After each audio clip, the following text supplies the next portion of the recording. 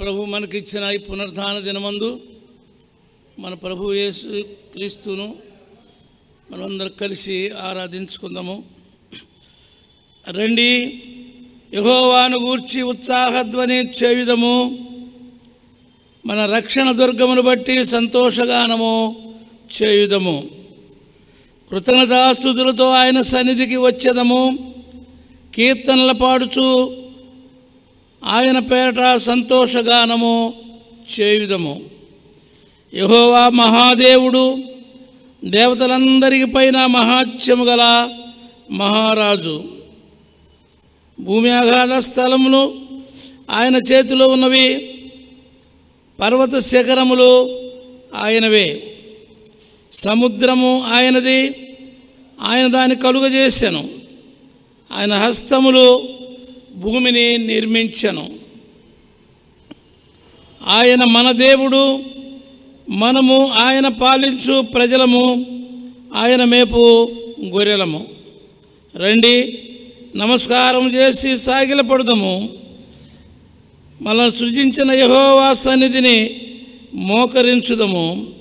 నేడు మీరు ఆయన మాట అంగీకరించిన యెడల ఎంతో మేలు. ప్రార్థించుకుందాం. మహిమా స్వరూపి అయిన మా పరలోకపు తండ్రి, నీ పరిశుద్ధ నామమునకు వందనాలు చెల్లించుకుంటున్నాం. మీరు మాకు ఇచ్చిన ఈ పునరుద్ధాన దినమందు నీ సన్నిధిలో కూడి ఉంటకు మీరు మాకు ఇచ్చిన కృపను బట్టి వందనాలు చెల్లిస్తున్నాం. ప్రభువా, నిన్ను ఆరాధించు ఉండగా పాడే పాటలు, చెప్పే మాటలు వినుచున్నటువంటి విశ్వాసులందరికీ ఆశీర్వాదకరంగా ఉన్నట్లు సహాయం చేయమని, ఈ పునరుద్ధాన దిన ఆశీర్వాదములతో ఒక్కొక్కరిని ప్రతి ఒక్కరిని ఆశీర్వదించుమని యేసు ప్రభు పరిశుద్ధ నామములో ప్రార్థిస్తూ ఉన్నాం తండ్రి. Amen, amen, amen. నేటి దినములకు ఏర్పాటు చేయబడినటువంటి వాక్య భాగము కొరింథీయులకు రాసినటువంటి మొదటి పత్రిక 10వ అధ్యాయం 1వ వచనం నుండి 11వ వచనం వరకు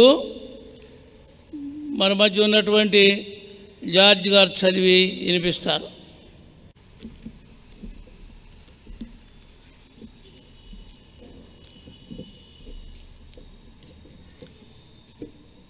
తండ్రి, కుమార, పరిశుద్ధాత్మ త్రియేక నామం నాకు స్తుతులు, స్తోత్రాలు, వందనాలు చెల్లునుగాక.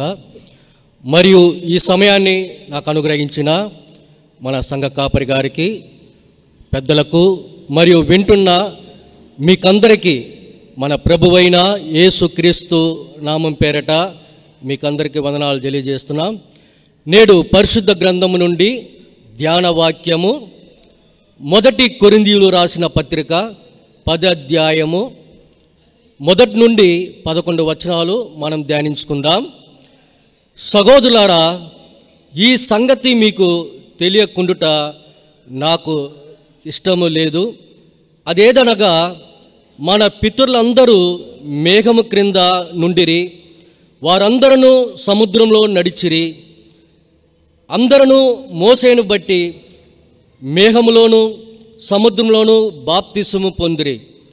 అందరూ ఆత్మ సంబంధమైన ఒక ఆహారమునే భుజించిరి, అందరూ ఆత్మ సంబంధమైన ఒక పానీయమునే పానము చేసిరి.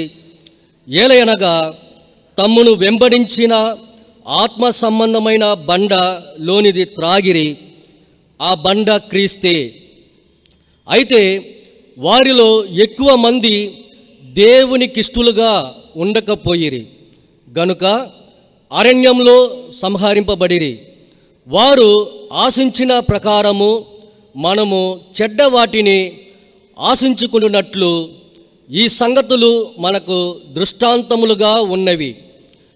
జనులు తినుటకును త్రాగుటకును కూర్చుండి ఆడుటకును లేచిరి అని రాయబడి ఉన్నట్లుగా వారిలో కొందరి వలె మీరు విగ్రహారాధికులై ఉండకుడి. మరియు వారిలో మనము వ్యభిచరింపక యుందుము. వారిలో కొందరు వ్యభిచరించినందున ఒక దినముననే 23,000 మంది కూలిరి. మనము ప్రభువుని శోధింపక యుందుము. వారిలో కొందరు శోధించి సర్పముల వలన నశించిరి. మీరు సనుగుకుడి. వారిలో కొందరు సనిగి సంకారికుని చేత నశించిరి.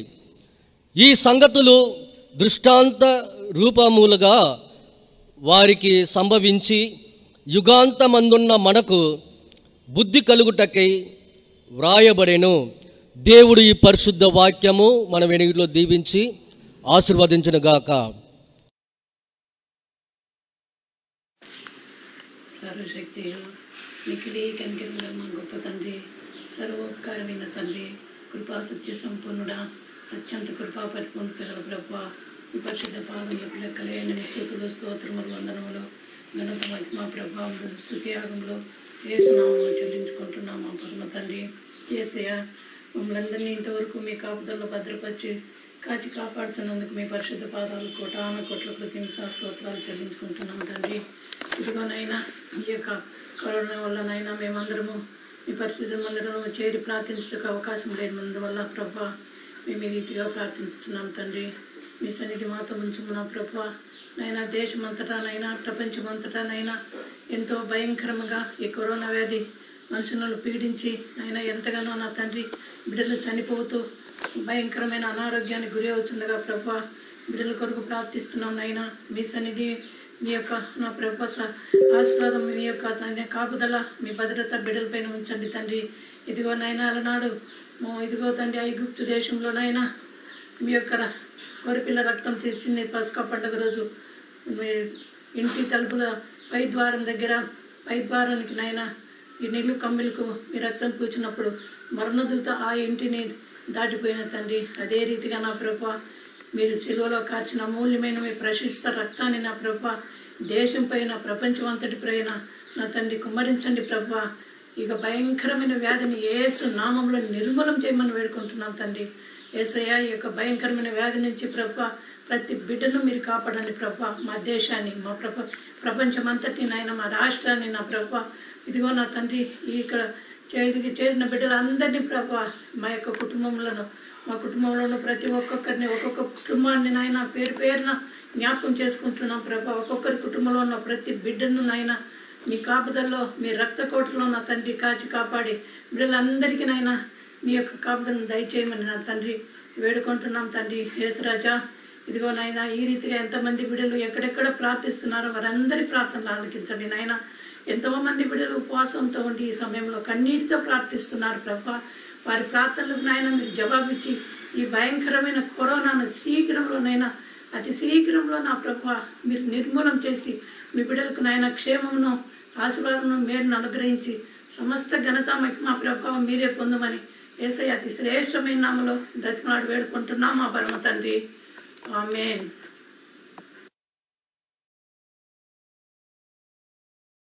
నీవు లేని రోజు అసలు రోజే కాదయా, నీవు లేని బ్రతుకు అసలు బ్రతుకే కాదయా, నీవు లేని రోజు అసలు రోజే కాదయా, నీవు లేని బ్రతుకు అసలు బ్రతుకే కాదయా, నీవే లేకపోతే నేనసలే లేనయా, నీవే లేకపోతే నేనసలే లేనయా, నీవు లేని రోజు అసలు రోజే కాదయా, నీవు లేని బ్రతుకు అసలు బ్రతుకే కాదయా, బాధ కలుగు వేళలో నెమ్మది నాకిచ్చావు, నా కన్నీరు తుడచి నా చేయి పట్టావు, బాధ కలుగు వేళలో నెమ్మది నాకిచ్చావు, నా కన్నీరు తుడచి నా చేయి పట్టావు, నన్ను విడువనన్నావు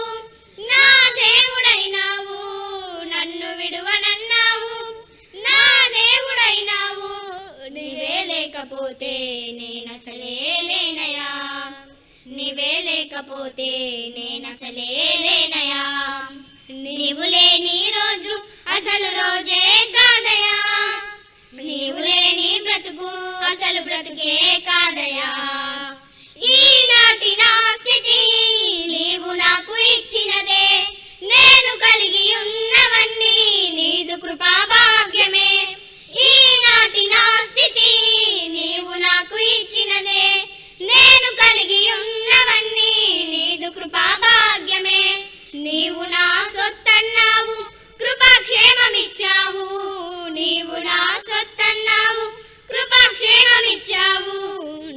లేకపోతే నేనసలే లేనయా, నీవే లేకపోతే నేనసలే లేనయా. నీవు లేని రోజు అసలు రోజే కాదయా, నీవు లేని బ్రతుకు అసలు బ్రతుకే కాదయా. నీవే లేకపోతే నేనసలే లేనయా, నీవే లేకపోతే నేనసలే లేనయా, నీవే లేకపోతే నేనసలే లేనయా. ఉత్సాహించి పాడుదము, రక్షణ దుర్గము మన ప్రభువే. రండి కృతజ్ఞత స్తోత్రముతో రారాజు సన్నిధికే గుదము. సత్ప్రభు నామము కీర్తనలను సంతోషగానము చేయుదము. రండి ఉత్సాహించి పాడుదము, రక్షణ దుర్గము మన ప్రభువే. ఆ ప్రభు సన్నిధి మోకరించి ఆయన ముందర మ్రోక్కెదము. ఆయన మాటలు గైకొనినా అవి మనకెంతో మేలగును. రండి ఉత్సాహించి పాడుదము, రక్షణ దుర్గము మన ప్రభువే. తండ్రి కుమార శుద్ధాత్మకును ప్రభు స్తుతి మహిమలు కల్గుగదా. ఆదిని ఇప్పుడు ఎల్లప్పుడు అయినట్టు యుగములనౌనామే. రండి ఉత్సాహించి పాడుదము, రక్షణ దుర్గము మన ప్రభువే. మనం ప్రార్థన చేసుకుందాం. స్తుతుల మధ్య ఆశలకు దేవా, స్తుతికి పాత్రుడా, అబ్రహామునకు, ఇస్సాకునకు, యాకోబునకు, మా పితరులకు దేవుడివైన మా దేవా, ఇదిగోని తండ్రి, ఈ వేళలో లాక్డౌన్ సందర్భంలో మేమందరము గృహంలో ఉండి ప్రార్థన చేస్తుండగా మా యొక్క ప్రార్థనలు మీరు ఆలకిస్తున్నందుకు బట్టి మీకు స్తోత్రం తండ్రి.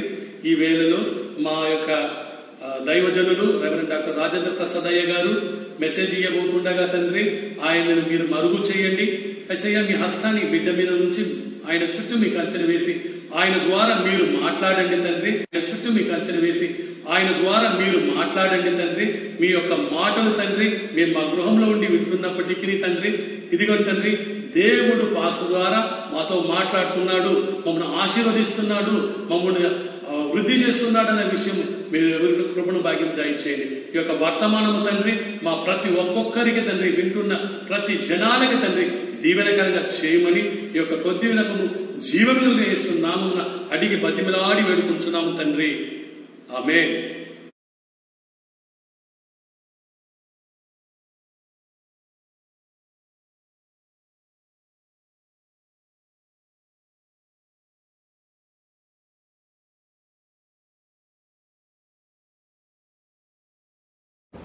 ప్రభునందు ప్రియమైనటువంటి దేవుని బిడ్డలారా, మన ప్రభు అయిన యేసు క్రీస్తు నామములో ఈ ఉదయకాలమున మీకు అందరికీ శుభాశీస్సులు తెలియపరుస్తూ ఉన్నాను.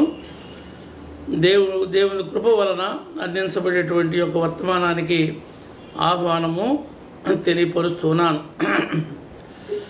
మన ప్రభు అయిన యేసు క్రీస్తు ఆయన అందరికీ ప్రభువు ఆయన అపోస్తుల కార్యగ్రంథము 10:36 మనకి అందించబడి ఉంది. మన ప్రభు యేసు క్రీస్తు అందరికీ ప్రభు అంటే క్రైస్తవులకు మాత్రమే కాదు, లోకంలో ఉన్నటువంటి మానవాళికి అంతటికీ ప్రభువే. ఈ మానవులందరూ ఒకే ఒక్క మానవుడి నుంచి వచ్చిన వారని మన పరిశుద్ధ గ్రంథం మనకి తెలియపరుస్తుంది. ఆ మానవుని పేరు మనకు తెలుసు, ఆదాము. ఆయన భార్య పేరు అవ్వ. వారిద్దరిని దేవుడు సృష్టించాడని బైబిల్ గ్రంథం తెలియపరుస్తుంది. దేవుని యొక్క సృష్టి, దేవుడు అనేటువంటి పదంతో పరిశుద్ధ గ్రంథం ఆరంభమవుతుంది. ఆదికాండం 1:1 దేవుడు అనేటువంటి పదం, ఆ యొక్క మాట, అది ఆరంభ వచనమైనప్పటికీ దేవుడు అనేటువంటి ఆ యొక్క మాట సృష్టికి కర్త, ఆది సంభూతుడు, మరి త్రికాలగ్నుడు, 3 కాలములో ఉన్నవాడు, ఆయన తండ్రి లేనివాడు, తల్లి లేనివాడు, స్వయంభవుడు, సర్వశక్తి కలిగినవాడు, సర్వోన్నతుడు, సర్వజ్ఞాని, సకలాశీర్వాదములకు కర్త, అనేకమైనటువంటి శుభకరమైనటువంటి దీవెనకరమైనటువంటి ప్రతి కార్యానికి ఆయన మూలకర్త. అట్టి దేవుడు ఆయన సంకల్పం ప్రకారం, ఆయన ఉద్దేశం ప్రకారం ఈ సృష్టిని జరిగించాడు అని మనం గ్రహించవచ్చు. దేవుడు సర్వజ్ఞాని. ఆయన సంకల్పం అంటే మనసున్నది, ఆలోచన ఉన్నది, సంకల్పం ఉన్నది, జ్ఞానం ఉన్నది, వివేచన ఉన్నది, ఆయన భవిష్యత్తు జ్ఞానం ఉన్నది. ఆయనకు సకల విధములైనటువంటి మరి సృష్టి జ్ఞానము మనకి బైబిల్లో కనపడుతూ ఉంటుంది. అది మాత్రమే కాకుండా ఆయన యొక్క గుణగణాలు కూడా, దేవుని యొక్క గుణగణాలు కూడా బైబిల్ గ్రంథం మనకు తెలియపరుస్తుంది. పరిశుద్ధత, ప్రేమ, దయ, జాలి, కనికరము మొదలైనటువంటి లక్షణములు దేవుల్లో మనకి కనపడుతూ ఉన్నాయి. కనుక ఈ శ్రేష్టమైనటువంటి దేవుని యొక్క స్వభావము బైబిల్ గ్రంథంలో మనకు ప్రత్యక్షపరచబడింది. అట్టి మహా గొప్ప దేవుడు ఆయన సంకల్పాన్ని, ఆయన యొక్క ఆలోచనను, ఆయన తలంపులను ఆయన అనుకున్న ప్రకారం ఆయన సృష్టించాడని, ఆయన యొక్క మాట చేత సగం సృష్టించబడిందని, సమస్తము మంచిగా సృష్టించబడిందని ఆదికాండం 1:1 నుంచి చివరి వరకే మనకు తెలియపరుస్తుంది. కాబట్టి ఈ యొక్క ఆరంభము అనేది దేవుని ద్వారానే ఆరంభమైంది. దేవుని యొక్క ప్రణాళిక ప్రకారము అది కొనసాగుతూ ఉన్నది అని మనకి అర్థమవుతుంది. ఈ యొక్క ప్రణాళికలో మానవుని నిర్మించడం అనేది కూడా దేవుని యొక్క సంకల్పంలో ఒక భాగమే. ఆయన అనాది సంకల్పంలో మానవుణ్ణి తన పోలిక చొప్పున తన స్వరూపంలో నిర్మించాలని ఆయన ఆలోచనలు వ్యక్తం చేసినట్టుగా మన ఆదికాండం 1:26 మనకు తెలియపరుస్తుంది. తండ్రి కుమారాత్మలు మన పోలిక చొప్పున మన యొక్క రూపములో అని చెప్పుటలో త్రిత్వం యొక్క ఏకత్వము మనకు కనబడుతుంది. కనుక త్రిత్వమై ఏకత్వమైనటువంటి దేవుడు ఆయన త్రిత్వ స్వభావాన్ని ఆయన మనసులో ఉంచుకొని సృష్టిని చేయుటలో తన యొక్క వాక్కు ద్వారా చేసి మానవుడిని మాత్రం మట్టి ద్వారా చేసినట్టు 2వ అధ్యాయంలో మనకు వ్యక్తమవుతుంది. నేల మట్టి నుండి అంటే మనిషి యొక్క రూపము నేల మట్టి నుంచి తీశాడు. దేవుని రూపమే, కానీ పదార్థం మాత్రము మట్టి. మట్టి నుంచి తీసినటువంటి దేవుడు తన పోలిక చొప్పున తన స్వరూపం చొప్పున చేసినటువంటి దేవుడు జీవవాయువును ఊది నరుని జీవాత్మగా మార్చాడు. అది ఆదికాండం 2:7-8 మనకు కనపడుద్ది. మానవుణ్ణి జీవించు ప్రాణిగా ఆయన స్వహస్తములతో చేశాడు. ఆయన సృష్టి ఆజ్ఞ ద్వారా సృష్టించబడినప్పటికీ మానవుడు మాత్రం ఆయన చేతి ద్వారా నిర్మించబడినటువంటి నిర్మాణమని ఇక్కడ మనకు తెలియపరుస్తుంది. కాబట్టి అట్టి మానవుడు ఒక గొప్ప మహోన్నతమైనటువంటి వ్యక్తిగా భూమి మీద నడవడం ప్రారంభించాడు. ఆ నరుడికి దేవుడిచ్చినటువంటి సకల విధములైనటువంటి ఆశీర్వాదములు, దేవునిలో ఎటువంటి స్వభావం ఉన్నదో ఆదాములో కూడా ఆ స్వభావమే ఉన్నది. దేవుల్లో ఉన్న మంచితనము ఆదాములో ఉన్నది. దేవుల్లో ఉండేటువంటి సకలమైన సుగుణాలు ఆదాములో ఉన్నాయి. అయితే ఆదాముకు దేవునికి ఉండేటువంటి జ్ఞానం కూడా ఆదాముకు ఉంది. ఎందుకంటే కొన్ని కోట్ల జీవరాశులు ఈ ప్రపంచంలో ఉన్నాయి. వీటన్నిటికీ కూడా ఆదాము పేర్లు పెట్టాడు. పేర్లు పెట్టాడంటే ఎంత జ్ఞానం ఉన్నదో మనం అర్థం చేసుకోవాలి. దేవుడు అనంత జ్ఞాని. ఆయన జ్ఞానాన్ని లెక్కించుటకు ఎవరికి చేత కాదు. అటువంటి జ్ఞానములో ఒక భాగము ఆదాముకి ఇచ్చడం ద్వారా ఆదాము సమస్త జీవరాశిని ఒక్కొక్క దాన్ని పేర్లు పెట్టి పిలువగలిగాడు. ఇటువంటి గొప్ప జన్మ, ఇటువంటి గొప్ప నిర్మాణము, ఇటువంటి గొప్ప స్థితి దేవుడు మానవుడికి కలిగించాడు. నరుడు ఒంటరిగా ఉండటం మంచిది కాదని సాటి అయిన సహాయంను కూడా దేవుడిచ్చాడు. ఇచ్చి ఎంతో సంతోషంగా వారు పాటలు పాడారు. 2వ అధ్యాయం అధికారం చివరిలో, నా ఎముకల్లో ఒక ఎముక, నా మాంసంలో ఒక మాంసం అని వారు సంతోషంగా పాట పాడుకున్నారు. ఆ మొట్టమొదటి సంగీతం మనం అక్కడ వింటాం. ప్రపంచంలో దేవుడు మానవుడికి సాటి అయిన సహాయంనిచ్చి మహా గొప్ప సంతోషాన్ని కలిగించాడు. దేవుడు అంటే దేవుడు ఒక కుటుంబాన్ని ఏర్పాటు చేశాడు. కుటుంబ వ్యవస్థ దేవుని ద్వారానే ఏర్పాటు చేయబడింది. ఆ కుటుంబ వ్యవస్థలో ఎంత సంతోషమో, ఎంత మహా సంతోషం అది మనకు కనబడుతుంది. అయితే 3వ అధ్యాయంలోనికి వచ్చేటప్పటికే 3వ అధ్యాయంలో ఒక ప్రపంచానికి ఒక విస్ఫోటనం లాంటి ఒక భయంకరమైనటువంటి పరిస్థితి అక్కడ ఏర్పడింది. ఆదాము అవ్వలు కలిసి ఉండవలసిన వారు వేరువేరుగా ఉన్నట్లుగా మనకు కనబడుతుంది. ఆదామును విడిచి అవ్వ ఈ భూలోకాన్ని తలకిందులు చేసి పరలోకంలో దేవునితో తగువ పెట్టుకొని భూలోకానికి వచ్చినటువంటి ఒక గొప్ప శక్తి ఉంది. ఆ శక్తిని లూసిఫర్ అని బైబిల్ గ్రంథం మనకు తెలియపరుస్తుంది. ఇది అది ప్రకటన గ్రంథం 12వ అధ్యాయంలో చూసినప్పుడు పరలోకంలో యుద్ధం జరిగిందని, అక్కడ ఆ యుద్ధంలో మిఖాయేలు లూసిఫర్ యుద్ధం చేశారని, ఆ యుద్ధంలో ఓడిపోయి మిఖాయేలు 3వ వంతు దూతలను తన తోకతో భూమి మీదకి తీసుకొచ్చాడని వ్రాయబడింది. అదే విషయాన్ని యెషయా గ్రంథం 14వ అధ్యాయంలో మనం చూస్తే 13వ వచనం నుంచి తేజో నక్షత్రముగాను పరలోకంలో గొప్ప పొజిషన్, గొప్ప స్థాయిని దేవుని చేత పొంది పరలోకాన్ని సకల లోకాలను సంతోషపెట్టే సంగీతకారుడిగా ఉన్నటువంటి ఆ ప్రథమ దూత తన్ను తాను గర్వించి హెచ్చించుకొని దేవుని కంటే పైన ఉండాలనేటువంటి అహంకారాన్ని పెంచుకొని తను తానే ఒక పాపాన్ని క్రియేట్ చేసుకున్నట్టుగా కనపడుతుంది. అటువంటి ఆ దూత పరలోకం నుంచి తోయబడి భూలోకంలో అడవిగా మార్చి పట్టణాలను ధ్వంసం చేసి లోకాన్ని నాశనం చేసేటువంటి శక్తిగా ఈ భూలోకంలో కనబడుతున్నట్టుగా మనం చూస్తున్నాం.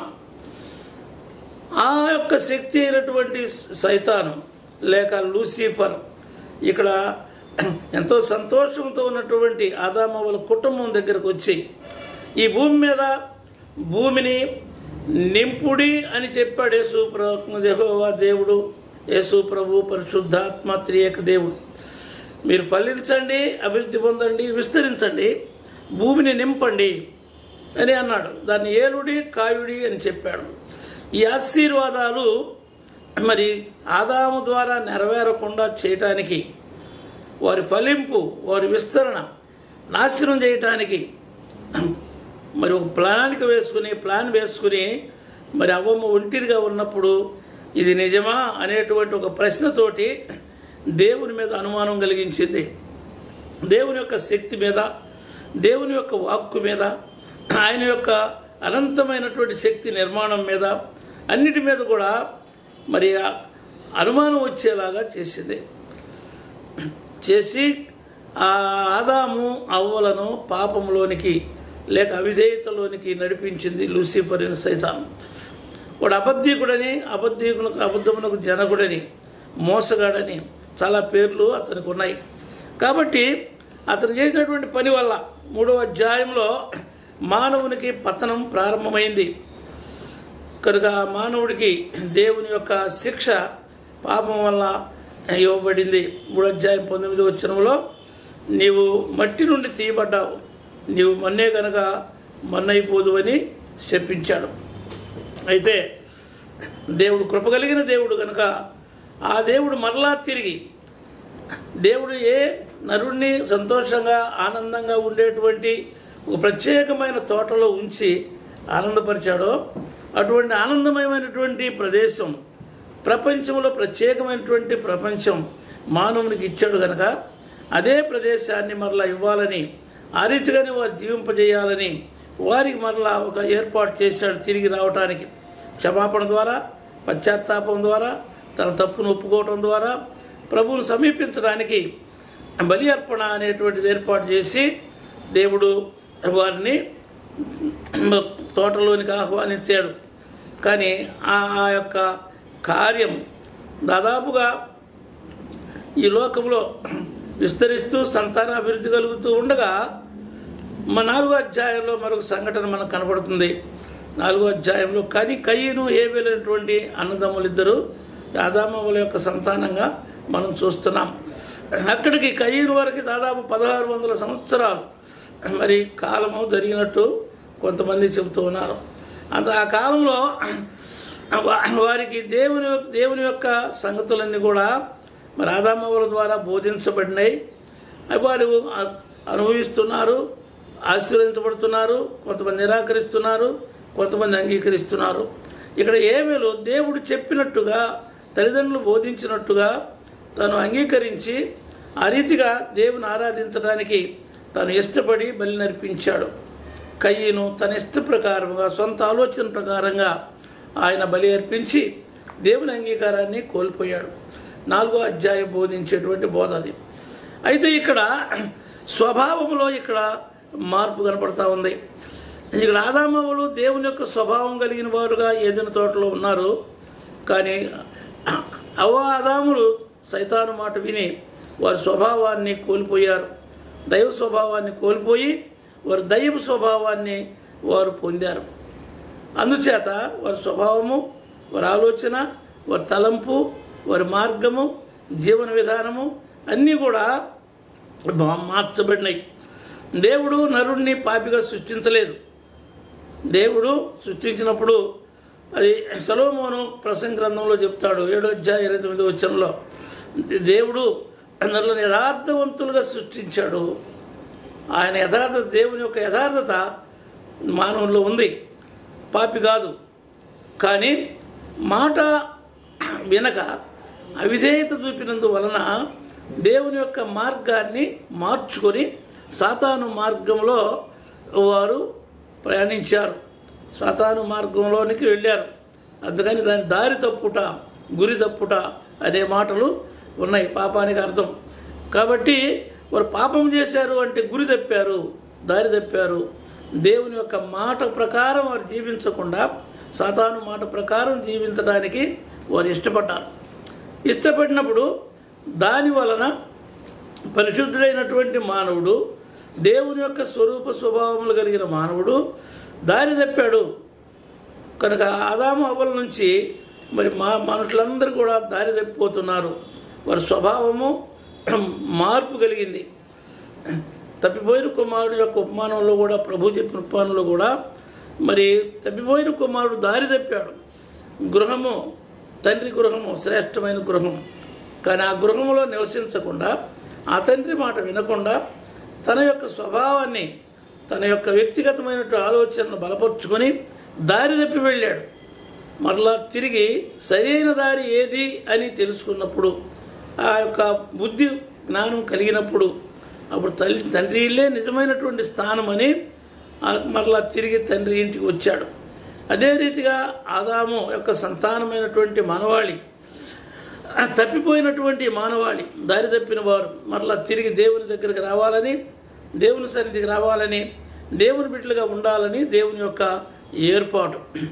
అయితే ఆ ఏర్పాటుకు భిన్నంగా మానవులందరూ కూడా కలిసి దారి తప్పి వారి ఇష్టానుసారంగా జీవిస్తూ ఉన్నారు. కయీను కూడా అలాగే జీవించాడు. ఇష్టానుసారంగా జీవించడం వల్ల మరి దేవుని యొక్క తలంపులు దానికి భిన్నంగా మరి కయీను యొక్క తలంపులు ఉన్నాయి. కార్యాలు కూడా దేవుడు చెప్పినట్టు చేయకుండా ఆయన ఇష్ట ప్రకారంగా చేశాడు. ఎందుకంటే దేవుడు మానవుడికి ఆలోచించే శక్తి, గ్రహించే శక్తి, నమ్మకాన్ని కలిగి ఉండే శక్తి, నిర్ణయించుకునే శక్తి, మరి ప్రేరేపణ, సరైన ప్రేరేపణ కలిగి నిర్ణయాధికారాన్ని పొందేటువంటి శక్తి మరి ఇచ్చాడు. కానీ దేవుడు మానవుల్లో ఉంచినటువంటి ఆత్మ కూడా జీవాత్మ అని ఆయన ఊపిరి ఊదాడని మరి జకర్యా గ్రంథం 12:1 ప్రవక్త చెప్పాడు. సృష్టిలో 2వ అధ్యాయం ఆదికాండం మరి 7-8 కూడా జీవాత్మ చేత నరుడు జీవాత్మ జీవించు ప్రాణి అయ్యాడని రాయబడింది. కాబట్టి ప్రభునందు ప్రియ బిడ్డలారా, జీవించు ప్రాణిగా ఉన్నటువంటి మానవుడికి జీవించడానికి అవసరమైన రీతిలోనే దేవుడు భూమిని సృష్టించాడు. దేవుడు భూమి ఆకాశాలను సృష్టించాడు. అది ఎలా సృష్టించాడు అనేది యెషయా గ్రంథం 45:18 చూస్తే నివాసయోగ్యముగా ఉండునట్లు సృష్టించాడు. ముందుగానే మానవుడికి ఏమి కావాలి మానవుడికి ఏమి కావాలి అంటే మానవుడికి జీవం కావాలి. కాబట్టి ముందుగా జీవాన్ని సృష్టించాడు. జీవమును పొందినవాడుగా మరి మానవుడికి అవసరమైనటువంటి ప్రాణవాయువును దేవుడు సృష్టించాడు. ప్రాణవాయు చెట్లను, మొక్కలను, పక్షులను, జలచరములను, వీటన్నిటినీ వాటికి కావాల్సినటువంటి ప్రాణవాయువు ముందుగానే సృష్టించాడు.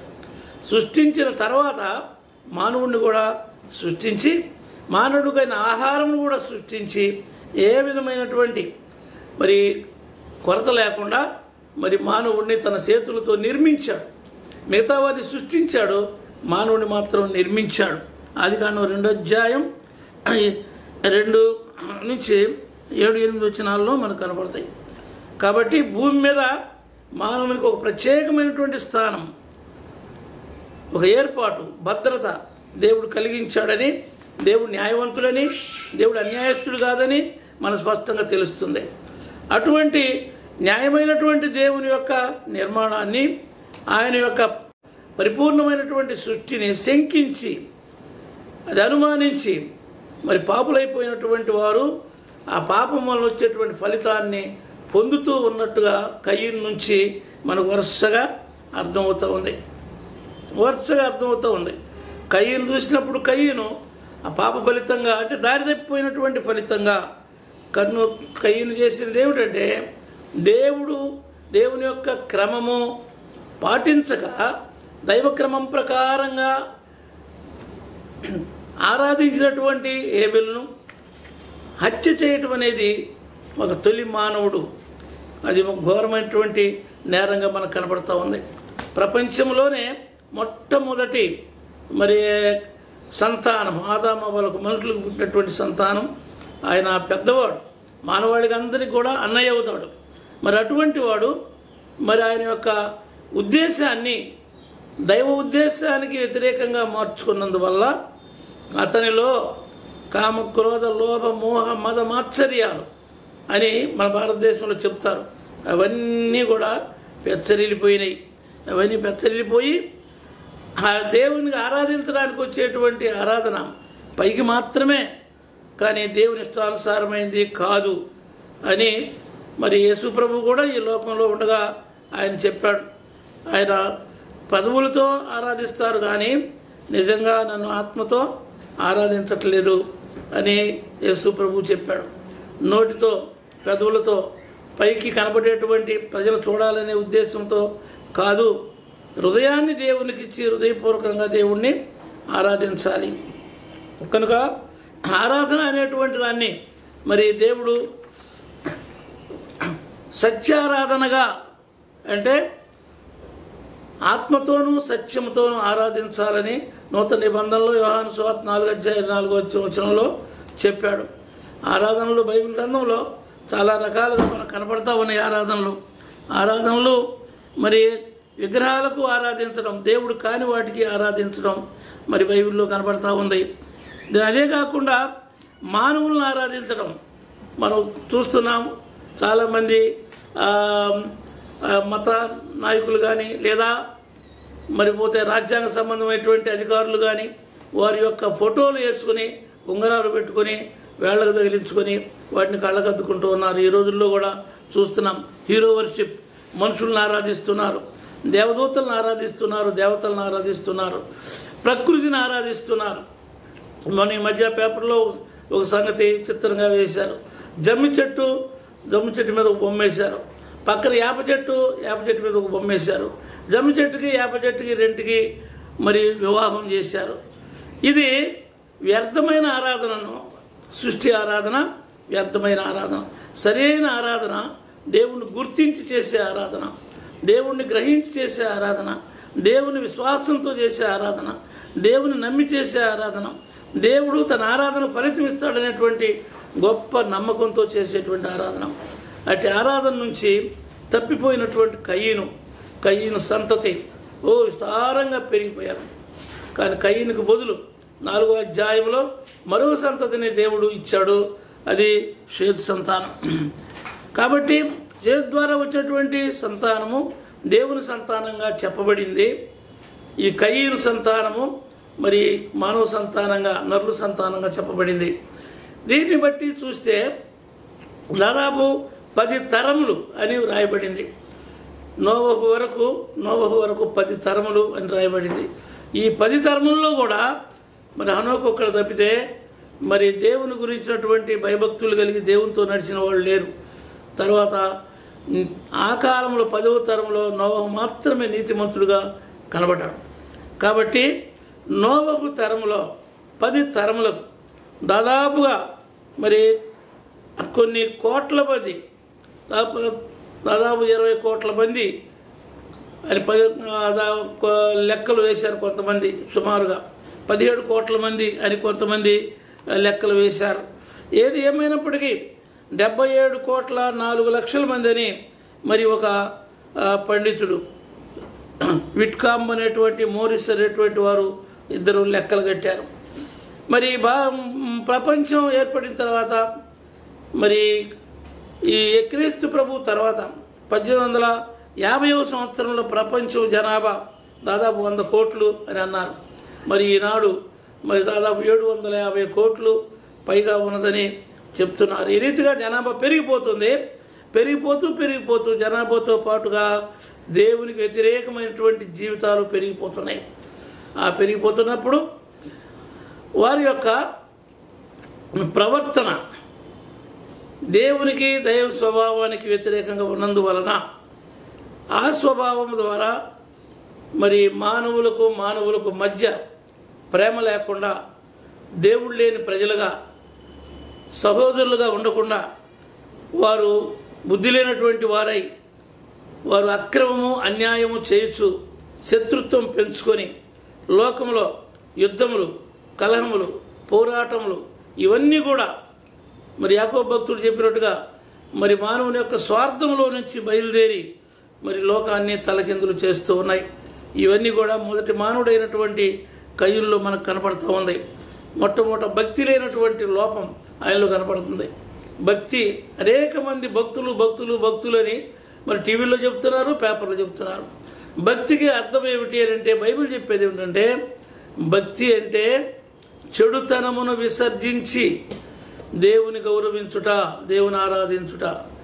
చెడుతనము హృదయంలో పెట్టుకొని ఎన్నో స్నానాలు చేసి పవిత్ర స్నానాలంటే పవిత్రమైనవి కాదు. అందుకనే తలపులు బోడులా విశ్వదాభిరామ అన్నాడు వేమన్న.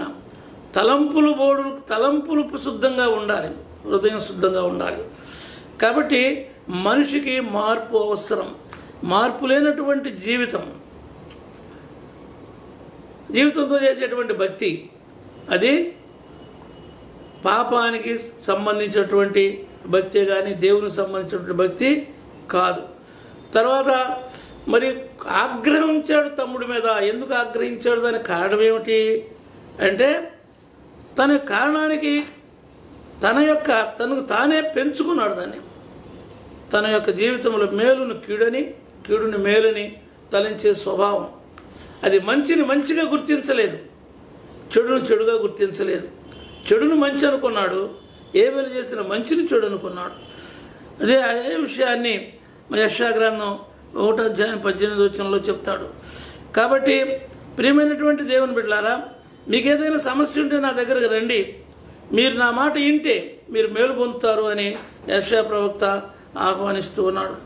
కాబట్టి ప్రియమైన దేవుని బిడ్డలారా, మరి అకారణంగా ద్వేషం పెంచుకొని తన యొక్క జీవితాన్ని ఒక నేరస్తుడుగా మరి రూపొందించుకున్నాడు.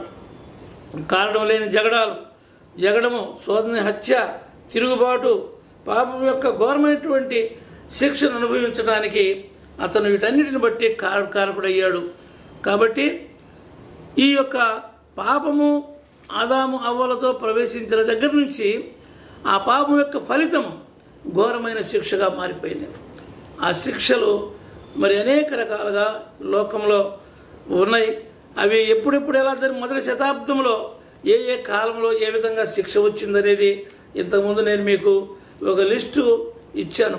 కరోనా సమయంలో మరి ఆ జబ్బులకు, మానవుని యొక్క పతనానికి, నాశనానికి కారణాలు, వారి యొక్క పాప ఫలితంగా ఏ సమయాల్లో ఏమేమి శిక్షలు వచ్చినాయి అనేది నేను చెప్పాను. బైబిల్ గ్రంథంలో కూడా మరి మన స్పష్టంగా ఆ కారణాలు మనకు ఉన్నాయి. కాబట్టి ఈ కారణాలను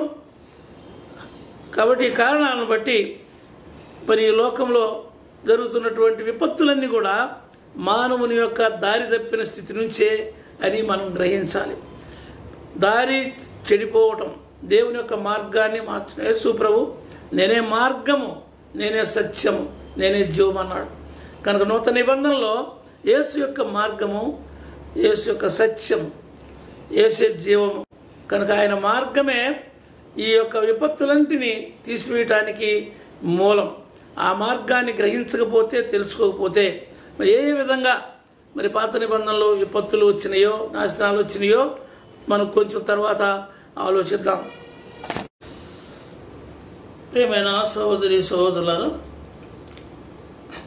మనం ఇంతవరకు దేవుని గురించి, దేవుని యొక్క స్వభావాన్ని గురించి, దేవుని స్వభావంతో చేయబడిన ఆదామవ్వల గురించి, వాళ్ళు పవిత్రులై ఉన్నారని, పరిశుద్ధులుగా ఉన్నారని, దేవుని స్వభావం కలిగి ఉన్నారని మనం చూసాం. అయితే లూసిఫర్ అబద్ధికుడు, దొంగ, మోసగాడు అయినటువంటి సాతాను ద్వారా మోసగించబడినటువంటి ఆదామవ్వలు దారి తప్పారని, దారి తప్పుడు ద్వారా వారికి కలిగినటువంటి స్థానభ్రంశం, అది దేవునితో ఉండేటువంటి సహవాసం, దానికి దూరం అయిపోయి వారు ఏదైనా వనానికి వెలుపడికి వచ్చి ఈ లోకంలో సంతానం కలిగి వృద్ధి పొందుతున్నారని విన్నాం. వారిలో మొదటి సంతానం కయ్యూను కూర్చున్నటువంటి ప్రస్తావన ఆదికాండం 4వ అధ్యాయంలో స్పష్టంగా ఉంది. దారి తప్పిన వారి యొక్క స్థితి ఎలా ఉంటుందో అదంతా కూడా కయ్యూనులో ప్రతిబింబిస్తుంది. అయ్యే లక్షణాలు ఈనాడు ప్రపంచంలో మానవుల్లో కూడా బాధ్యత లేనటువంటి, మరి దైవికం కానటువంటి అన్యాయము, అక్రమము, దోషము కలిగినటువంటి ప్రవర్తనలు మనం లోకంలో చూస్తున్నాం. వీటన్నిటికీ ప్రతిఫలం ఏమిటి అంటే, మరి కయ్యూను దేశదిమ్మరి అయిపోయి దేవుని యొక్క సన్నిధిలో నుంచి ఈ లోకంలోకి వెళ్ళిపోయి దేవుని మార్గం విడిచిపెట్టి దేవుడిది కాని మార్గం, కన్యమైన మార్గం, ఆ మార్గాన్ని పట్టుకుని జీవిస్తూ ఉండగా వారికి పిల్లలు పుట్టారు. అయితే 4వ అధ్యాయంలో, ఆదికాండం 4వ అధ్యాయంలో 25వ వచనములో దేవుడు ఆదాముకు మరొక సంతానం ఇచ్చాడని రాయబడింది. ఇక్కడ 2 ఛానల్స్ మనకు కనపడుతున్నాయి. పరిశుద్ధులుగా ఉన్నటువంటి ఆదామవ్వలు పాపులుగా మార్చబడి దారి తప్పిన వారై లోకంలో సంతానం కన్నారు. కుటుంబ జీవితం, సమాజ జీవితం వారు అనుభవిస్తూ ఉన్నారు. కుటుంబ జీవితంలో 2 కుటుంబాలు, అన్నదమ్ముల కుటుంబాలు, అక్కడ జరిగినటువంటి స్థితి మనం చూసాం. ఇక్కడ కుటుంబాల మధ్య నరహత్య మొట్టమొదటి భయంకరమైనటువంటి మరి పాపంగా కనపడుతుంది. ఈనాడు కూడా చూస్తే అన్నదమ్ములు ఒకరికొకరికి నరుక్కోవడం, తండ్రి బిడ్డలు, బంధువులు, స్నేహితులు మరి మంచిగానే ఉన్నట్టు ఉండి వారిలో చెలరేగేటువంటి దుష్ట స్వభావాన్ని బట్టి, దేవుని యొక్క స్వభావం లేని కారణం చేత, దేవుని పరిశుద్ధత, ప్రేమ, మంచితనము లేని కారణం చేత మనుషులు దేవుడు సృష్టించినటువంటి పేరు పెట్టబడినటువంటి గొప్ప మరి నిర్మాణం, మానవ నిర్మాణం అపహాస్యం పాలైపోయింది. అందుకనే మనం వెళ్ళినటువంటి గొప్ప భక్తుడు దినకరన్ భక్తుడు ఒక మాట ప్రసంగంలో వాడాడు, మనిషే, దేవుడు దేవుడే. దేవుడిలాగా మనిషి ప్రవర్తించవచ్చు, కానీ స్వభావం మారకపోతే ఆ స్వభావం మానవుడిగా ఉండి దైవ స్వభావానికి బదులు దయ్యపు స్వభావము వారు ప్రతిబింబిస్తూ జీవితంలో జీవిస్తారు అని అన్నాడు. కాబట్టి ఇక్కడ మానవ జీవితం ఎంత మంచిగా కనబడినా స్వభావం మారకపోతే దాన్ని మనం మారు మనస్సు అనే పేరు పెట్టాము. నూతన నిబంధనలో మనసు మార్చుకోవడం, దారి తప్పినటువంటి వాడు దారి మళ్లించుకుని మళ్ళీ సరైన దారిలోకి రావడం. ఆ దారి ఎవరంటే యేసుక్రీస్తే. యోహాను సువార్త 14:6 నేనే మార్గం అన్నాడు.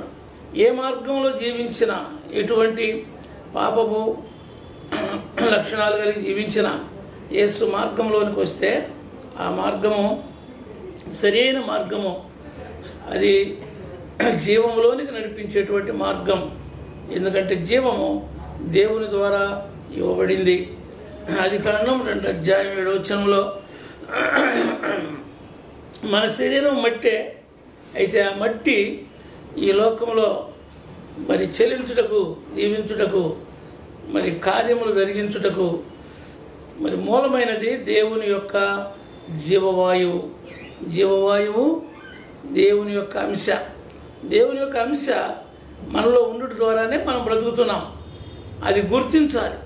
అది గుర్తించి గ్రహించి దేవుడు చెప్పిన మార్గంలో నడుచుకోవటానికి మనం ఆయన వైపు తిరగాలి, ఆయన మాట వినాలి, ఆయన మార్గంలో నడుచుకోవాలి. అప్పుడు మన సమస్త విధమైనటువంటి ఆ యొక్క దుష్ఫలితాలను మనం తప్పించుకొని మేలు పొందుతాం. కానీ ఆ విధంగా వినకుండా విచ్చలవిడిగా జీవించినందువలన మానవుల యొక్క అభిప్రాయాలు మంచిని చెడుగా, చెడును మంచిగా మరి మలుచుకుని మరి జీవిస్తూ ఆ రీతిగా స్థిరపడుతూ ఉన్నందువల్ల సర్వనాశనం వారికి కలిగినట్టుగా బైబిల్ గ్రంథం బోధిస్తుంది.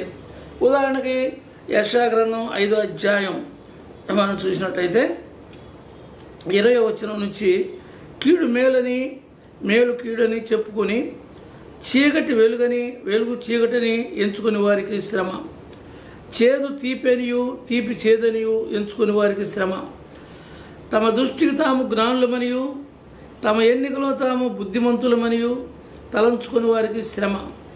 ద్రాక్షారసం త్రాగుట్లో ప్రఖ్యాతి నొందిన వారికి, మద్యము కలుపుటలో తెగువ గల వారికి శ్రమ. వారు లంచము పుచ్చుకొని దుష్టుడు నీతిమంతుడని తీర్పు చెప్పుదురు. నీతిమంతుల నీతిని దుర్నీతిగా కనబడజేయుదురు. సైన్యములకు అధిపతిగా యెహోవా యొక్క ధర్మశాస్త్రమును నిర్లక్ష్య పెట్టుదురు. ఇశ్రాయేలు యొక్క పరిశుద్ధ దేవుని వాక్కును తృణీకరించుదురు. దేవుని యొక్క వాక్కును తృణీకరించి వారి యొక్క స్వభావాన్ని ఈ రీతిగా మేలును కీడని, కీడుని మేలని, చీకటిని వెలుగని, వెలుగుని చీకటని, మంచిని చెడుని, చెడును మంచని, అన్యాయాన్ని న్యాయమని, న్యాయాన్ని అన్యాయమని లంచం పుచ్చుకొని మార్చేటువంటి జీవితాలు కలిగిన వారుగా ఉంటున్నారు. అటువంటి వారిగా వారి యొక్క సంతానం అంతా కూడా వృద్ధి పొంది దేవుడు మరి ఒక సంతానాన్ని ఆదాముకు ఇచ్చాడు తోట వెలుపల. ఈ సంతానము దేవుని కుమారులుగా పరిగణించబడాలి. ఈ సంతానము కాలం గడిచిన కొద్ది 6వ అధ్యాయంలోనికి వచ్చేటప్పటికే ఇక్కడ నరుల కుమార్తెలు అంటే కయ్యూను యొక్క కుమార్తెలు. దేవుని కుమారులు అంటే షేతు సంతానం. వీరు దేవుని మరచి వీరిద్దరు కూడా ఏకమైపోయి పాపుల మార్గంలో నడిస్తే పాపులైపోతారు. ఎటువంటి వారి స్నేహం చేస్తే అటువంటి వారే అవుతారు. దుష్ట సాంగత్యము మంచి నడవడిని చెలుపును అని మరి పౌలు గారు చెప్తున్నాడు.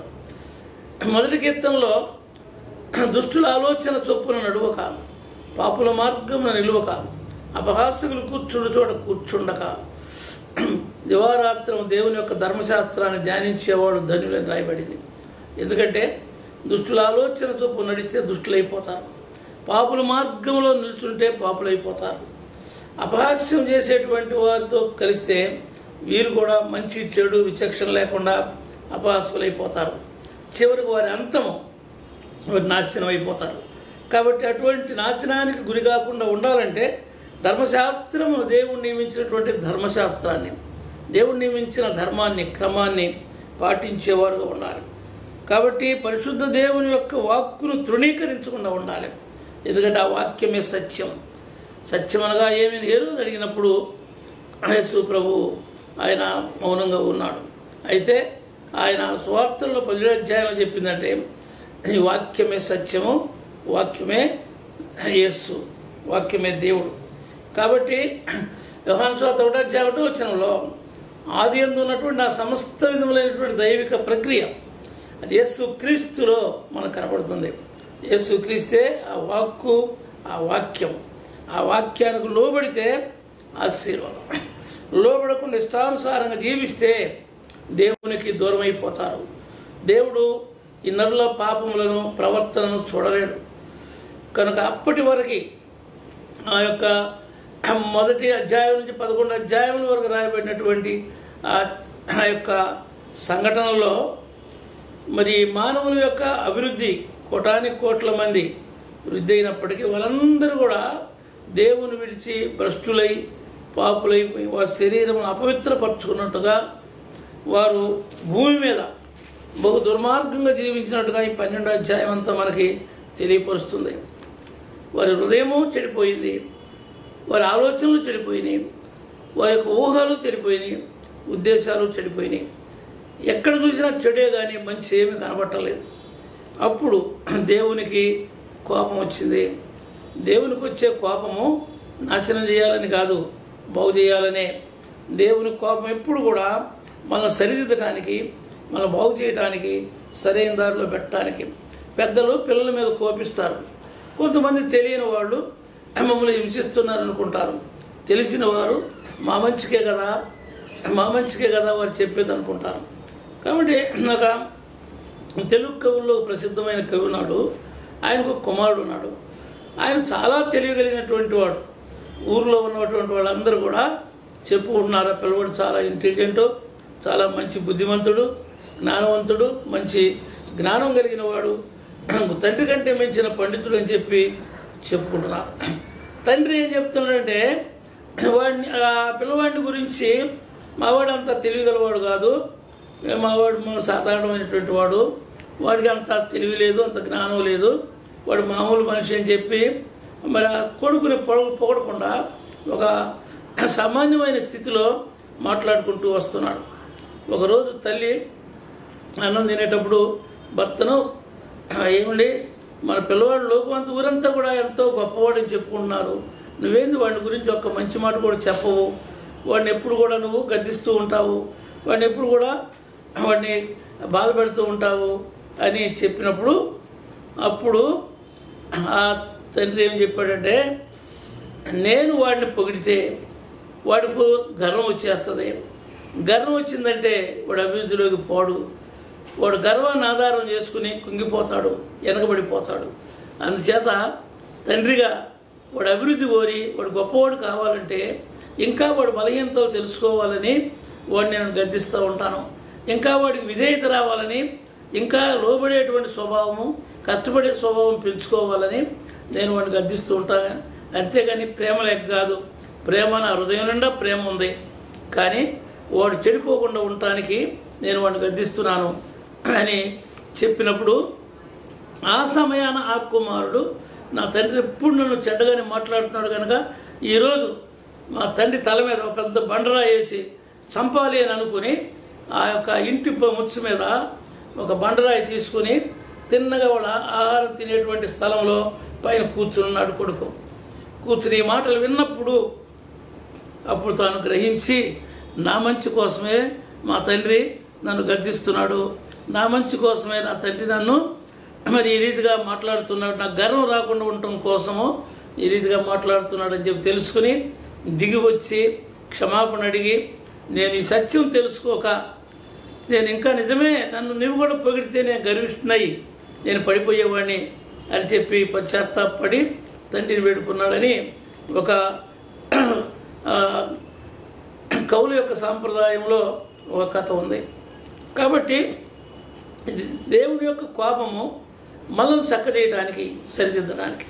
కనుక ఈ మానవులు సరిదిద్దడానికి దేవుడు ఎంత ప్రయత్నం చేసినా కూడా వారి హృదయం యొక్క తలంపుల్లోని ఊహలనియు ఎల్లప్పుడూ కేవలము చెడ్డవైపోయినవని ఆదికాండం 6వ అధ్యాయం 5వ వచనంలో మరి రాయబడింది. భూమి చెడిపోయింది అని రాయబడింది. చెడిపోయింది మాత్రం భూలోకము బలత్కారంతో నిండి ఉన్నది. బలత్కారం, ఎక్కడ చూసినా బలత్కారం, ఎక్కడ చూసినా అన్యాయం, అక్రమం. ఈనాడు ప్రపంచం కూడా అలాగే ఉంది. రాజ్యాల మధ్య రాజ్యాలకి ప్రేమ లేదు, పోరాటాలు, యుద్ధాలు, కలహాలు, ద్వేషాలు, ఎక్కడ కూడా ప్రేమ లేదు. అయితే పరిశుద్ధ గ్రంథంలో దేవుడు సృష్టించినటువంటి మానవులు సోదర ప్రేమతో ఉండాలని, సహోదర ప్రేమతో ఉండాలని యేసు ప్రభు 5వ అధ్యాయంలో 2-3 వచనాల్లో చెప్పాడు. 1వ యోహాను పత్రిక 3వ అధ్యాయం 15వ వచనంలో కూడా తన సహోదరుణ్ణి వ్యర్థుడా అనేవాడు నరహంతకుడు అని రాయబడి. కాబట్టి నరహత్య చేయనక్కర్లేదు. పొరుగువారి ఎట్లా ద్వేషభావం ఉండకూడదు. పొరుగువారిని ప్రేమించడం అనేది ఎప్పుడు మనుషులు నేర్చుకుంటారో, అందరూ సోదరభావము సంఘీభావం సోదరభావం కలిగి ఎప్పుడైతే ఉంటారో ఈ దేవుని యొక్క కోపము మానవుల మీదకి రాదు. దేవుని యొక్క శిక్షలు మానవుల మీదకి రావు. మానవులు దేవుడు చెప్పిన విధానంలో జీవించకపోవటం వల్ల ఈ యొక్క రాజ్యము, భగవంతుడు సృష్టించిన భూమి మీద ఉండాల్సినటువంటి దేవుని రాజ్యము సతాన్ రాజ్యంగా మారిపోయింది. సతాన్ రాజ్యంగా మారిన ఈ యొక్క భూలోక రాజ్యాన్ని దేవుని రాజ్యంగా మార్చడానికి యేసు ప్రభు ఈ లోకానికి వచ్చాడు. ఈ లోకానికి వచ్చి దేవుని రాజ్యం ప్రకటించాడు. దేవుని రాజ్యంలో ప్రజలు ఎలా ఉండాలో బోధించాడు. దేవుని రాజ్యంలో భేదాలు లేకుండా, ఏ విధమైనటువంటి హెచ్చు తక్కువలు లేకుండా సర్వమాడిని సమానంగా చూశాడు. వ్యాధులతో ఉన్నవారిని బాగుపరిచాడు, ఆపదలో ఉన్నవారికి సహాయం చేశాడు, ఆకలైన వారికి అన్నం పెట్టాడు, బలహీనులైన వారిని బలపరిచాడు. ఊరికి వెలుపల వెలివేయబడినటువంటి ప్రజలను వారిని గౌరవించి వారి సమాజంలో వారికి ఒక గౌరవం కల్పించాడు. అదే రీతిగా స్త్రీలు అరణ్యంలో స్త్రీగా పుట్టడం కంటే ఒక చెట్టుగా పుట్టడం మేలని ఏడ్చేవాళ్ళంట ఆ రోజుల్లో. అటువంటి స్త్రీలకు సముచితమైనటువంటి ఒక ప్రాధాన్యతనిచ్చి ఒక గొప్ప గౌరవాన్ని కల్పించిన వాడు యేసుక్రీస్తు ప్రభు. ఆయన ఈ లోకంలో మానవ రాజ్యాన్ని దేవుని రాజ్యంగా మార్చడానికి ఆయన చేయవలసినంత చేసి ఆయన ఏ పాపము లేకుండా సిలువలో మరణించి ఆయన పునరుద్ధానుడై మరణమును కూడా జయించాడు. లాజరు లేపుడు ద్వారా మరణం మీద కూడా అధికారం కలిగిన వాడని అక్కడ మనం గ్రహిస్తూ ఉన్నాం. ఆయన తిరిగి లేచిన తర్వాత శిష్యులతో మత్తయి సువార్త 28వ అధ్యాయంలో ఆయన చివరి భాగంలో భూమి మీదను పరలోకమందును సర్వాధికారం నాకు ఇవ్వబడింది అని ఆయన చెప్పాడు. కాబట్టి సర్వాధికారి అయినటువంటి దేవుడు ఆయన అధికారం కింద మనం లోబడి ఉంటే మనకు వచ్చి శిక్షలన్నీ కూడా ఆయన తప్పిస్తాడు. కానీ ఇక్కడ దేవుని అధికారం కింద లోబడినటువంటి ఈ ప్రజలకు జలప్రళయము అనేది వచ్చింది. ఆ దినములో నీతిమంతుడిగా ఉన్నటువంటి ఒక్కడు మాత్రమే 120 సంవత్సరాలు ఆయన సత్యముల గురించి, నీతిని గురించి, సత్ప్రవర్తన గురించి బోధించినప్పుడు ఎవరు వినలేదు. కానీ 120 సంవత్సరాల తర్వాత వారందరూ కూడా వారు జలప్రళయంలో నాశనం అయిపోయారు. తర్వాత నూతన జనాంగాన్ని ఆ యొక్క లోతు కుమారుల ద్వారా మరలా బయటికి తీసుకుని వచ్చాడు. నోవహు కుమారుల ద్వారా బయటికి తీసుకుని వచ్చిన వారిలో అబ్రహాము మొట్టమొదటగా దేవుని చేత పిలువబడినవాడు. 12వ అధ్యాయం నుంచి ఈ యొక్క చారిత్రకమైనటువంటి వాస్తవిక జనాంగం, నీతియుక్తమైన జనాంగం దేవుడు ఏర్పాటు చేసుకోవటం మనం చూస్తాం. కానీ అబ్రహాం జీవిత కాలంలో కూడా మరి దేవుని మార్గాన్ని విడిచిపోయినటువంటి మరి భక్తులైనటువంటి వారికి కూడా శ్రమలు, కష్టాలు వచ్చినట్టుగా మనం చూస్తున్నాం. 19వ అధ్యాయంలో లోతును గూర్చి రాయబడింది ఆదికాండంలో. మరి లోతు అబ్రహాముతో ఉన్నంత కాలము ఏమీ కంప్లైంట్లు లేవు. ఆదికాండం 13వ అధ్యాయంలో వారి యొక్క ఆస్తి విస్తరించినప్పుడు వారి మధ్య తగాదాలు వచ్చినాయి. మానవుడికి కరువు ఉన్నప్పుడు, అన్నం లేనప్పుడు, కష్టపడి తన కష్టం మీద జీవించేటప్పుడు ఎవరి మీద ఏ ద్వేషం ఉండదు, ఎవరి మీద ఏ కలహం ఉండదు. తన కష్టం తాను చేసుకుని ఆయన సంతోషంగా జీవిస్తూ ఉంటాడు. ఎప్పుడైతే ఆస్తి పెరుగుద్దో పక్కవాడి మీద, పొరుగువాడి మీద ద్వేషం వస్తుంది. తన ఇంట్లోనే తన వారి మీద ద్వేషం వస్తుంది, అన్నదమ్ముల్లో ద్వేషం వస్తుంది. ఎన్నో చూస్తూ ఉన్నాం మనం. నేను ఎరిగినటువంటి ఒక కుటుంబంలో ఒక్క అంగుళం స్థలం పొరపాటున తమ్ముడి యొక్క స్థానంలో పడింది. దాన్ని పడినందుకు ఆయన జీవితం అంతా కూడా కక్ష పెంచుకున్నాడు. కక్ష పెంచుకుని చివరికి అది మతి తప్పిపోయి స్థిరం లేకుండా తిరిగే స్థితికి ఏర్పడింది. ఈ విషయము మరి నా యొక్క జీవితంలో నేను కళ్ళారా చూశాను. కాబట్టి మనుషులు మరి లేనప్పుడు, పేదరికంలో ఉన్నప్పుడు దేవుని భయం కలిగి మరి కొంతవరకు సంతృప్తికరంగా ఉంటారు. ఆస్తి పెరిగిన కొద్ది ద్వేషాలు, క్రోధాలు పెరుగుతూ ఉంటాయి. ఇక్కడ లోతు పశువుల కాపర్లకు, అబ్రహాం పశువుల కాపర్లకు తగువులు, జగడములు అక్కడ వచ్చినాయి. జగడం అనేది అక్కడ కయ్యంతో ప్రారంభమైంది. మరలా తిరిగి ఈ తరంలో కూడా ఇక్కడ జగడం ప్రారంభమైంది. ఈ జగడం ద్వారా మరి అబ్రహాం ఇచ్చినటువంటి చక్కని న్యాయ తీర్పు ఏమిటంటే, అది న్యాయం కాదు కానీ ఆయన యొక్క విధేయతకు, ఆయన భక్తికి, విశ్వాసానికి అది పట్టుకొమ్మ. దేవుడు పిలిచాడు కనుక ఆశీర్వదించేది దేవుడే. ఎక్కడున్నా దేవుడు ఆశీర్వదిస్తాడు, ఏ పని చేసినా ఆశీర్వదిస్తాడు అని దేవుని మీద ఆధారపడినవాడు కాబట్టి నేను ఎక్కడున్నా పర్వాలేదు అనుకున్నాడు. కానీ లోకాన్ని చూసి లోకంలో వృద్ధిలోకి రావాలనుకున్నాడు కాబట్టి లోతు లోకం వైపు చూశాడు. చూసి తను పచ్చగా ఉన్న ప్రదేశాన్ని ఎదుర్కొన్నాడు. ఎన్నుకొని ఆ స్థలానికి వెళ్ళినప్పుడు ఆ దుష్టులైన మనుషులని రాయబడింది. ఏమాత్రము భక్తి లేదు వాళ్ళకి. అటువంటి ఊరిలో ఆయన నివాసం చేశాడు. అయితే అబ్రహాం విజ్ఞాపన చేశాడు. ఆ విజ్ఞాపనలో 18వ అధ్యాయంలో విజ్ఞాపన చేస్తూ బ్రతిమలాడాడయ్యా, 100 మంది ఉంటే కాపాడుతావా, 50 మంది ఉంటే కాపాడుతావా అని అడుగుతూ అడుగుతూ అడుగుతూ వచ్చి చివరికి 10 మంది ఉన్నా కాపాడుతావా అంటే దేవుడు ఎంత దయగలవాడో. ఆయన నువ్వు అడుగుతున్నావు కాబట్టి ఆ పట్టణాలు రెంటిల్లో 10 మంది ఉన్నా కూడా నువ్వు అడుగుతున్నావు కాబట్టి 10 మంది ఉన్నా నేను నాశనం చేయను అన్నాడు. అంటే నాశనము చేయటానికి దుష్టత్వమే కారణం. దుష్టులు అనేటువంటి వారి మధ్య 10 మంది నీతిమంతులు ఉన్నా దాన్ని కాపాడుతానన్నాడు. కానీ ఈనాడు ప్రపంచం కాపాడలేని పరిస్థితుల్లో ఉన్నది. అంటే నీతిమంతులు ఎంతమంది ఉన్నారు, నీతిమంతులు ఎంతమంది. అయితే దేవుడు అనేక మంది రక్షణ పొందవలసినటువంటి అవసరత ఉన్నది కాబట్టి వారి అవసరత కోసం దేవుడు ఆలస్యం చేస్తున్నాడు. రెండోది భక్తుల యొక్క ప్రార్థన విని మనల్ని కాపాడుతున్నాడు. కాబట్టి లోతును ఆ యొక్క భయంకరమైనటువంటి సొదొమ గొమొర్రాలు అగ్నిగంధకాలతో మార్చివేయబడినప్పుడు, కాల్చివేసినప్పుడు మరి ఆ అబ్రహాము యొక్క ప్రార్థన విని మరి లోతు కుటుంబాన్ని కాపాడాడు. మరి ఎందుకు నాశనం అయిందంటే 10 మంది కూడా అక్కడ నీతిమంతులు లేరు. మరి ఈనాటి ప్రపంచంలో ఎంతమంది ఉన్నారు? క్రైస్తవుల్లో కూడా దేవుని మీద అనుమానం ఉన్నవాళ్ళు, ఇది నిజమా అనేటువంటి ఆ యొక్క సైతానేసిన ప్రశ్నలోనికి వెళ్ళేవాళ్ళు, దాన్ని మనసులో పెట్టుకొని అవిశ్వాసపరులైన వాళ్ళు చాలామంది కనపడుతున్నారు. కాబట్టి ప్రియమైన దేవుని బిడ్డలారా, అనేక మంది ఓ సామాన్య స్థితిలో నుంచి గొల్లైపోయిన తర్వాత విపరీతమైన గర్వం పెంచుకొని దేవుణ్ణి మర్చిపోయినటువంటి చరిత్రలు బైబిల్లో మనకు ఉన్నాయి.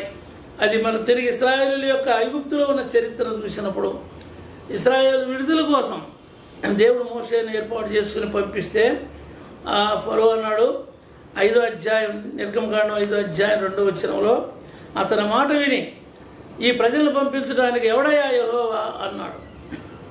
యెహోవా ఎవడో తెలియదు, దేవుడెవరో తెలియని ప్రజలుగా వాళ్ళు జీవించారు.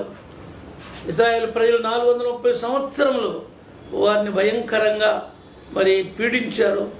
ప్రేమ ఉండవలసిన మనుషుల మధ్య ద్వేషము, పగ, బానిసత్వం ఉన్నది. ఇవి లేకుండా మానవులు ఎప్పుడైతే సహజీవనం చేయగలుగుతారో ఆనాడు ఈ తెగుళ్ళు రావు. ఆనాడు ఈ యొక్క కరోనాలు, ఈ యొక్క కోవిడ్లు ఇవన్నీ గాలిలోకి రావు, భూమి మీదకి రావు. మనుషుల యొక్క అక్రమమైనటువంటి ప్రవర్తనను బట్టి ఈ యొక్క తెగుళ్ళు ఇవన్నీ వస్తున్నట్టుగా మనం చూస్తాం. 10 తెగుళ్ళు వచ్చినా వారికి బుద్ధి రాలేదు. చివరికి ఒక ఖైదీలో ఉండేటువంటి ఖైదీ యొక్క తొలిపిల్ల మొదలుకొని సింహాసనం మీద ఉండేటువంటి రాజు తొలిపిల్ల వరకు చనిపోయేదాకా వారికి అసలు చీమ కుట్టినట్టు కూడా లేదు. అంత కఠినమైపోయింది వారి యొక్క హృదయాలు. మానవ హృదయము మరి కఠినమైనది, అది గురువిందం కంటే కూడా కఠినమైందని ఇర్మియా గ్రంథంలో 17:9 రాయబడింది. అటువంటి కఠినమైన హృదయాన్ని దేవుని దగ్గరికి వచ్చి హృదయాన్ని మార్చుకొని, మార్గాన్ని మార్చుకొని, మనస్సు మార్చుకొని, జీవితాన్ని మార్చుకొని, మొదట ఏ స్థితిలో మానవుడిని దేవుడు సృష్టించాడో, ఎటువంటి ఉన్నతమైనటువంటి స్థితి మానవుని యొక్క నిర్మాణంలో ఉంచాడో, దేవుడు నిర్మించినటువంటి మానవుడు ఈ లోకంలో మరి దేవుడు ఇంకా పుట్టిస్తూనే ఉన్నాడు. యోహాను సొలొమోను చెప్పినటువంటి మాట, ఆయన యథార్థవంతులు పుట్టించను అన్నాడు, సృజించను అనలేదు. యథార్థవంతులుగానే చేశాడు, కానీ ఆయన పుట్టించే వారిని కూడా యథార్థవంతులుగానే పుట్టిస్తున్నారు. ఎదిగిన కొంది పెదిగిన కొంది పెద్దల దగ్గర నుంచి, ఇరుగు పొరుగు దగ్గర నుంచి అక్రమాన్ని, అన్యాయాన్ని, పాపాన్ని, దోషాన్ని, ద్వేషాన్ని పెంచుకొని అక్రమస్తులుగా మారిపోతుంది ప్రపంచం. అది ఎప్పుడు మారిపోద్దో, ఎప్పుడు ప్రభు వైపు తిరుగుద్దో, ఎప్పుడు ప్రభువుని ఆశ్రయించి మరి ఆయన వైపు చూస్తారో అప్పుడు ఇమీడియట్గా వెళ్ళిపోద్ది ఈ కరోనా, ఇమీడియట్గా పారిపోద్ది ఈ యొక్క కోవిడ్. దేవుడు సర్వశక్తి కలిగిన దేవుడు, ఆయన ఆజ్ఞ ఇస్తే ఇవన్నీ వెళ్ళిపోయి ఆ యొక్క తెగుళ్ళు పోయి సముద్రంలో పడిపోయినట్టుగా ఇవి కూడా వెళ్ళిపోతాయి, నాశనం అవుతాయి. కాబట్టి ప్రియమైన దేవుని జనాంగమా, ఈ ప్రస్తుత పరిస్థితుల్లో ప్రతి ఒక్కరూ దేవుని నమ్మి వారి యొక్క జీవితాన్ని మార్చుకొని, వారి యొక్క తప్పిపోయినటువంటి జీవితాన్ని సరైన మార్గంలోనికి మళ్ళించుకుంటే, బుద్ధి వచ్చినప్పుడు తప్పిపోయిన కుమారుడు ఏ రీతిగా తండ్రి ఇంటి చేరాడో ఆ రీతిగా మనం కూడా మన తండ్రి ఇంటికి మనం చేరగలిగితే, తండ్రి వైపు తిరగగలిగితే ఈ యొక్క కరోనాలు, ఈ యొక్క తెగుళ్ళు ఇవన్నీ కూడా దేవుడే తీసివేస్తాడు. అది దేవుడు సర్వశక్తి కలిగిన దేవుడు, పరలోకమందు భూలోకం మీద అధికారం కలిగిన యేసు ప్రభు ఈ కార్యాలు చేయగలడని మనం నమ్మినలా మనం ఆయన వైపు చూసి మనం ప్రార్థన చేసుకుందాం. ప్రేమ కలిగిన పరలోకపు తండ్రిని పరిశుద్ధ నామమున వందనాలు. ఈ మాటలు వినుచున్న వారి దృష్టికి ఆశీర్వాదంగా ఉండటానికి, విశ్వాససహితంగా ఉండటానికి, ప్రస్తుతం ఉన్నటువంటి తెగుళ్ళ నుండి రక్షించబడటానికి, ప్రతి ఒక్కరు విశ్వాస జీవితంలో బలపడటానికి, పాపము నుండి మళ్లించుకోవటానికి, పరిశుద్ధులుగా మార్చబడటానికి కారణాలను వారు గ్రహించి ప్రభు నీ మార్గంలో నడుచుకోవడానికి కృప దయచేయమని, విన్న మాటలు వినుచున్న వారికి ఆశీర్వాదకరంగా మార్చమని యేసు ప్రభు పరిశుద్ధ నామమున ప్రార్థిస్తున్నాం తండ్రి. ఆమేన్, ఆమేన్. ప్రియమైన సంగమా, ప్రభు నామమున శుభములు, వందనములు తెలియజేసుకుంటున్నానండి.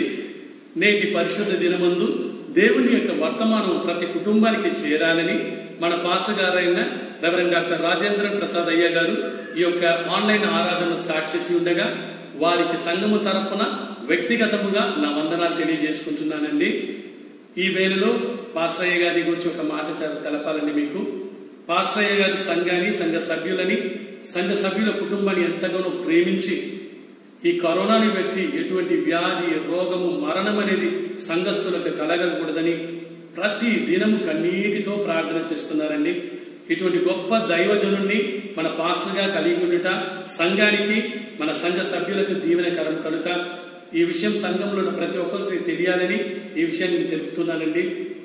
ఇంకొక విషయం ఏంటంటే, మన అయ్యగారు ప్రతిరోజు ఒక్కొక్క సభ్యులకు ఫోన్ చేస్తూ వారి యొక్క బాగోగులు తెలుసుకుంటూ, వారి యొక్క అవసరం తెలుసుకుంటూ వారికి సహాయం చేస్తున్నారండి. అందును బట్టి మీరు కూడా పాస్టర్ గారి కొరకు వారి కుటుంబం కొరకు కూడా ప్రార్థన చేయాలని కోరుకుంటున్నానండి. ఈ వేళలో మీకందరికీ ఒక విజ్ఞప్తి అండి. ఎందుకంటే మీరు బయటికి వెళ్ళేటప్పుడు తప్పనిసరిగా మాస్క్ ధరించండి. రెండవది, బయట ఉండేటప్పుడు ఒక వ్యక్తికి మరొక వ్యక్తికి 6 అడుగుల దూరం సోషల్ డిస్టెన్స్ పాటించండి. భోజనానికి ముందు శానిటైజర్తో మీ చేతులు కడుక్కోండి. ఈ 3 విషయాలు కరోనా బారి నుండి మిమ్మల్ని కాపాడుతుందండి. ఎందుకంటే ఇప్పుడున్న పరిస్థితిలో కరోనా చాలా విజృంభించి అనేక మందికి అది హానికరంగా ఉంటుండగా మనం ఈ యొక్క 3 విషయాలు మన జీవితంలో అవలంబిస్తే కరోనా బారిన మనం పడకుండా మనల్ని మన కుటుంబాన్ని కాపాడుకోవచ్చు అన్న విషయాన్ని సంఘానికి విజ్ఞప్తి చేస్తున్నాను. అదేవిధంగా సంఘ సభ్యులు మీరెవరైనా సంఘానికి మీ యొక్క విరాళాలు ఇవ్వాలనుకుంటే ఈ స్క్రీన్ మీదుగా మన ఆ చర్చ్ యొక్క అకౌంట్ నంబర్ వస్తుంది, IFSC కోడ్ వస్తుంది. వాటిని నోట్ చేసుకొని మీరు మీ యొక్క విరాళాలని చెల్లించవచ్చని కూడా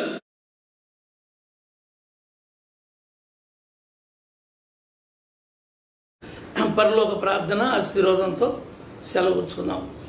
పరలోకమందున్న మా తండ్రి, నీ నామము పరిశుద్ధపరచబడుగాక, నీ రాజ్యం మాకు వచ్చునుగాక, నీ చిత్తం పరలోకమందు నెరవేర్చున్నట్లు భూమి నెరవేరునుగాక. మాకు కావలసిన ఆహారం నేడు మాకు దయచేయము. మా ఇళ్ళ అపరాధం చేసిన వారిని మేము క్షమించిన ప్రకారం మా అపరాధం క్షమించము. మమ్మల్ని శోధనలోని తేక కీనుడు తప్పించుము. ఎందుకంటే రాజ్యము, బలము, మహిమ నిరంతరం నీవై ఉన్నవి. మహోన్నతుడైన దేవుని ప్రేమ, మన రక్షకుడైన క్రీస్తు ప్రభు కృప, పరిశుద్ధాత్మని అన్యోన్య సహవాసం సదాకాలము మీ అందరికీ సర్వలోకమునకు తోడైయుండునుగాక. ఆమెన్.